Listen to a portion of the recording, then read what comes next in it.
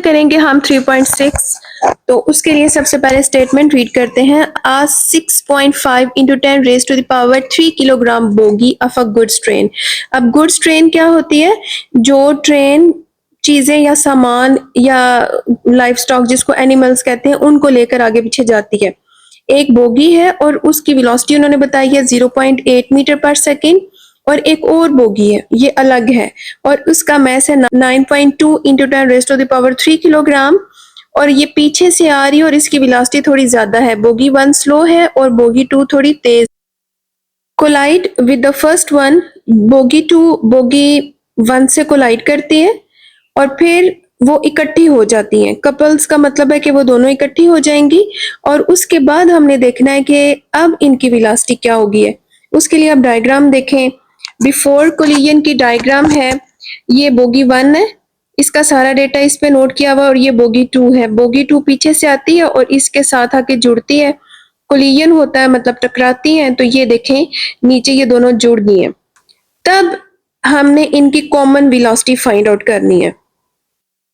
इससे पहले मैं आपको एक बात बता दूं कि अगर आपने चैप्टर 3 या चैप्टर 4 या कोई भी चैप्टर अगर आपने सीरीज में पढ़ना है तो आप उसके लिए प्ले लिस्ट देखा करें। या न्यूमेरिकल्स के लिए, न्यूमेरिकल्स के लिए अलग से मैंने एक प्ले लिस्ट बनाई है जिसमें बुक के सारे न्यूमेरिकल्स हैं। इसके अलावा एक प्ले लिस्ट होगी जिसमें बुक के शॉर्ट क्वेश्चंस होंगे। अभी आई थिंक मैंने 3 अपलोड किए हैं, तो वो आपको उस प्ले लिस्ट में मिलेंगे। अगर आपको कोई चीज़ समझ नहीं आ रही होती तो आप सबसे पहले प्ले लिस्ट देखा करें, और अगर उसमें कुछ इम्प्रूवमेंट की गुंजाइश बनती है तो आप मुझे ज़रूर कमेंट्स में बताया करें, तो मैं अपनी प्ले लिस्ट को इम्प्रूव भी करूँगी, जिससे आपको समझने में ज़्यादा आसानी होगी कि चीज़ें आपको एक ही जगह में मिल जाएंगी। ओके, अब इसका सोल्यूशन स्टार्ट करते हैं। मैथ्स 1 वो हमने लिख लिया। आप चाहे इसको खोल के लिखना चाहते हैं तो ठीक है, अदरवाइज ये साइंटिफिक नोटेशन में ठीक है। वेलोसिटी v1 m2 नोट कर लिया, और v2। अब फार्मूला हमने लिखना है law of conservation of momentum, क्योंकि ये दोनों चीजें आपस में टकराती हैं और फिर इकट्ठी मूव कर रही हैं, तो यहाँ पर हमने law of conservation of momentum को देखना है। तो बिफोर कोलिजन ये वाला पार्ट और आफ्टर कोलिजन ये दोनों इक्वल होंगे according to law of conservation of momentum.